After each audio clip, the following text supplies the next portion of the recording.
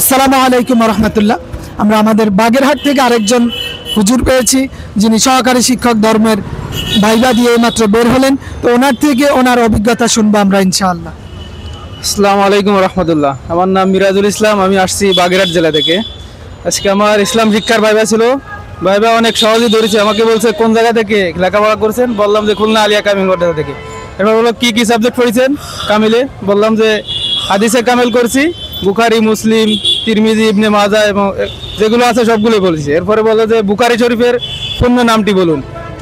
বুখারী শরীফের পূর্ণ নামটি বললাম আল জামিউল মুসনাদুস সহিহুল মুক্তাসার মিন উমুরি রাসূলিল্লাহি সাল্লাল্লাহু আলাইহি ওয়াসাল্লাম ওয়া সুনানিহি ওয়া আইয়ামিহি।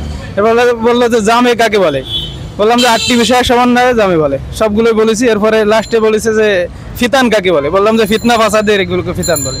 বলেছে আচ্ছা ঠিক আছে জান। জি ধন্যবাদ। ওনার ভাইবা মাশাআল্লাহ খুব ভালো হয়েছে এবং ধন্যবাদ জানাই আমাদের সাথে ওনার ভাইবা অভিজ্ঞতা শেয়ার করার জন্য।